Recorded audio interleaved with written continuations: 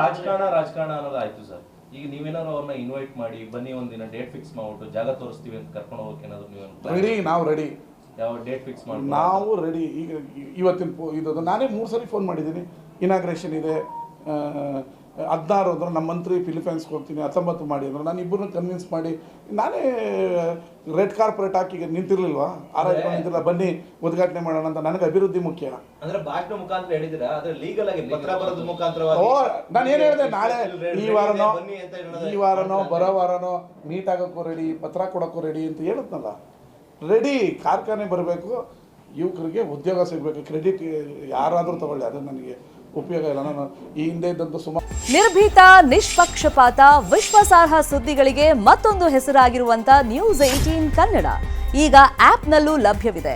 ದಯವಿಟ್ಟು ಇಲ್ಲಿರುವಂತ QR code scan ಮಾಡಿಕೊಂಡು app download ಮಾಡೋದಕ್ಕೆ ಮರಿಬೇಡಿ.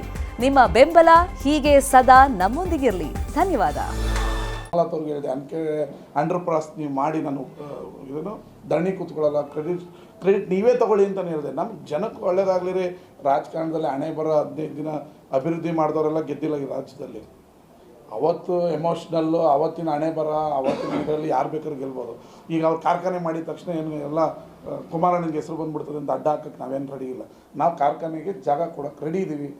ಎಲ್ಲಿ 100 ಎಕರೆ ಅಂದರೆ ಈ ಮಂಡ್ಯದಲ್ಲಿ ಸ್ವಲ್ಪ ವೆಟ್ಲ್ಯಾಂಡ್ ಜಾಸ್ತಿ, ಬೇರೆ ಕಡೆ ಎಲ್ಲ 1,000, 2,000, 3,000 ಎಕರೆ ಸಿಗಂಗೆ ಇಲ್ಲಿ ಸಿಗಲ್ಲ. ಇಲ್ಲಿ 100 ಎಕರೆ 1,000 ಎಕರೆ ಲೆವೆಲ್. ಇಲ್ಲಿ 100 ಎಕರೆ ಮಂಡ್ಯ ಸಿಟಿ ಅಕ್ಕಪಕ್ಕದಲ್ಲೂ ಕೊಡೋಕೆ ರೆಡಿ, ಬಸರಾಳು ಆ ಕಡೆನೂ ಕೊಡೋಕೆ ರೆಡಿ. ಮಾಡೋಕ್ಕೆ ಅವ್ರು ರೆಡಿ ಆಗಬೇಕು.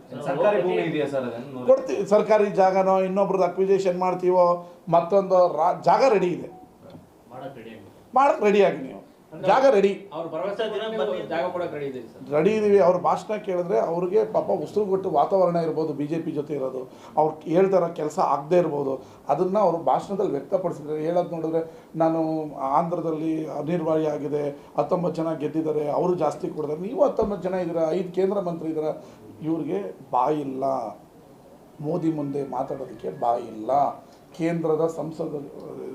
ಕೇಂದ್ರ ಸರ್ಕಾರದ ಪ್ರಧಾನಿ ಮುಂದೆ, ಅಮಿತ್ ಶಾ ಮುಂದೆ ಮಾತಾಡೋದಕ್ಕೆ ನಮ್ಮ ಕೇಂದ್ರ ಸಂಸದರು ಬರೀ ಬಿಡ್ತಾರೆ ಬಾಣ. ಯಾರು ತೇಜಸ್ವಿ ಸೂರ್ಯ ಅವನು ಬಿಡ್ತಾನೆ ಬಾಣ ಹೋಗಿ ಮಾತಾಡೋಕ್ಕೆ. ಕೇಂದ್ರ ಸರ್ಕಾರದಲ್ಲಿ ಬರೀ ಬಾಯಿ ಬಾಣನ ಇಲ್ಲಿ ಬಂದು ಬಿಡೋದಲ್ಲ, ಅಲ್ಲಿ ಬಿಟ್ಟು ನೀವೇನು ತರ್ತಿರಲ್ಲ ಕೇಂದ್ರಕ್ಕೆ ಅದನ್ನು ಮಾತಾಡಿ. ಸರ್, ಪ್ರತಿ ಭಾಷಣದಲ್ಲಿ ಕುಮಾರಸ್ವಾಮಿ ಹೇಳ್ತಾರೆ ಜನ ಸಾಕಷ್ಟು ನಿರೀಕ್ಷೆಗೆ ನಮ್ಗೆ ಗೆಲ್ಸಿದ್ದಾರೆ, ಇಂಡಸ್ಟ್ರಿಗಳು ಬರಬೇಕು ಅಂತ. ಆದರೆ ಅದು ಭಾಷಣಕ್ಕೆ ಸೀಮಿತ ಆಗ್ತಿದೆ ಅಂತ ಅವ್ರ ನಡವಳಿಕೆಗಳು ನೋಡೋದು. ಇನ್ನೂ 3.5 ವರ್ಷ ಇದೆ, ಇನ್ನೂ ತರ್ಬೋದು. ಈಗಲೇ ಯಾಕೆ ನಾನು ಅದನ್ನು ಹೇಳೋಣ? ಈಗ ನಾನು ಸುಮ್ಮನೆ ನಾನು ಈಗ ದೊಡ್ಡವ್ರ ಮೇಲೆ ಆಪಾದನೆ ಮಾಡ್ಬೋದು. ಇನ್ನೂ 3 ವರ್ಷ ತರ್ಬೋದು. ಆದರೆ ಈಗ ಜಾಗ ರೆಡಿ ಮಾಡಿ. ಜಾಗ ಕೊಡಲ್ಲ ನಾವು ಜಾಗ ಕೊಡೋಕೆ ರೆಡಿ ಮಾಡಿ. ಅದು ಬೆಂಗಳೂರು ರೀ, ಮಂಡ್ಯ. ನೀವು ಮಂಡ್ಯ ರಿಪೋರ್ಟ್ರು, ನಾನು ಮಂಡ್ಯ ಶಾಸಕ. ಮಂಡ್ಯದ ಬಗ್ಗೆ ಮಾತಾಡೋಣ. ನಿಮ್ಮ ಮಕ್ಳಿಗೆ ಕೆಲಸ ಆಗಲಿ, ಜಾಗ ಕೊಡೋಕ್ಕೆ ರೆಡಿ ಮಾಡಿ. ಸವಾಲ್ ನಾನು ಯಾಕೆ ಹಾಕೋಣ? ನಾನು ಸವಾಲ್ ಆಗ್ತಾ ಇದ್ದೀನಿ. ಜಾಗ ಕೊಡಕ್ಕೆ ರೆಡಿ. ನಾನು ಆಮೇಲೆ ಭಾಷಣ ಮಾಡಿದರೆ ನಾನು ಹೇಳ್ಬಿಡ್ತೀನಿ, ಸ್ವಾಮಿ ನಮ್ಮ ಜಾಗ ರೆಡಿ ಇದೆ, ನೀವು ಬನ್ನಿ. ನಾನು ರಾಜಕಾರಣ ಮಾಡಿದೆ. ನಮ್ಮಲ್ಲಿ ಜಾಗ ರೆಡಿ ಇದೆ, ಜಾಗ ಕೊಡಕ್ಕೆ ರೆಡಿ ಇದ್ದೀನಿ, ಕಾರ್ಖಾನೆ ತನ್ನಿ. ನಾನು ಫಸ್ಟ್ ಮಾತಾಡ್ಬಿಟ್ಟೆ. ನಾವು ಅದಕ್ಕೆ ಪ್ರೆಸ್ ಮೀಟ್ ಕರೆದಿದ್ದೀನಿ. ಭಾಷಣ ಇನ್ನೊಂದ್ಸರಿ ಮಾಡೋಕ್ಕಾಗಿಲ್ಲ ಅಂತೇಳಿ ಪ್ರೆಸ್ ಮೀಟ್ ಕರೆದಿದ್ದೀನಿ. ಜಾಗ ಕೊಡೋಕೆ ರೆಡಿ ಇಲ್ಲ ರಾಜ್ಯ ಸರ್ಕಾರ ಅಂದ್ರೆ. ನಾನು ರಾಜ್ಯದ ಬಗ್ಗೆ ಮಾತಾಡಲ್ಲ, ನನ್ನ ವಿಧಾನಸಭಾ ಕ್ಷೇತ್ರ. ಮಾಧ್ಯಮದಲ್ಲಿ ಇನ್ನೊಂದ್ ಕಡೆ ಕುಮಾರಸ್ವಾಮಿ ಮಾತಾಡ್ತಾ ಇದ್ದಾರೆ, ಅದನ್ನು ಹೊರತುಪಡಿಸಿ ಇಬ್ರು ಕೂತು ಒಂದು ಚರ್ಚೆ ಮಾಡುವಂಥದ್ದು ಈ ತರ ಬನ್ನಿ. ನಾನು ಲೆಟ್ರ್ ಈಗ ಶುಗರ್ ಹೈಸ್ಕೂಲ್ಗೆ ದುಡ್ಡು ಬೇಕಂದ್ರೆ ನಾನು ಲೆಟ್ರು ನಮ್ಮ MD ಅವ್ರ ಕಡೆಯಿಂದ ಪತ್ರ ಬರೆದಿದ್ದೀವಿ. ಅದಕ್ಕೂ ಕೊಡ್ತೀವಿ ಅಂತ ಹೇಳಿದ್ರೆ ಅದನ್ನು ವೆಯ್ಟ್ ಮಾಡ್ತಾಯಿದ್ದೀವಿ.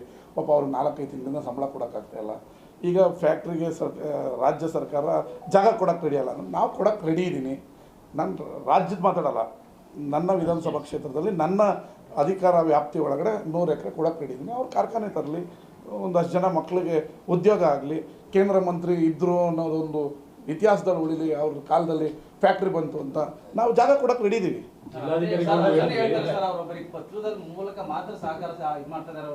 ಪ್ರಶ್ನೆ ಉತ್ತರ ಎಲ್ಲ ನಿಮ್ಮ ಹತ್ರ ಇದೆ. ಇನ್ನೂ 3.5 ವರ್ಷ ಇದೆ. ನಾನು ಈಗಲೇ ಸವಾಲು ಹಾಕಲ್ಲ, ಏನು ರಿಕ್ವೆಸ್ಟ್, ಜಾಗ ರೆಡಿ, ನೀವು ಮಾಡಿ. ನಿರ್ಭೀತ, ನಿಷ್ಪಕ್ಷಪಾತ, ವಿಶ್ವಾಸಾರ್ಹ ಸುದ್ದಿಗಳಿಗೆ ಮತ್ತೊಂದು ಹೆಸರಾಗಿರುವಂತ News18 ಕನ್ನಡ ಈಗ ಆಪ್ನಲ್ಲೂ ಲಭ್ಯವಿದೆ. ದಯವಿಟ್ಟು ಇಲ್ಲಿರುವ QR ಕೋಡ್ ಅನ್ನ ಸ್ಕ್ಯಾನ್ ಮಾಡಿಕೊಂಡು ಆಪ್ ಅನ್ನ ಡೌನ್ಲೋಡ್ ಮಾಡೋದಕ್ಕೆ ಮರಿಬೇಡಿ. ನಿಮ್ಮ ಬೆಂಬಲ ಹೀಗೆ ಸದಾ ನಮ್ಮೊಂದಿಗಿರಲಿ. ಧನ್ಯವಾದ.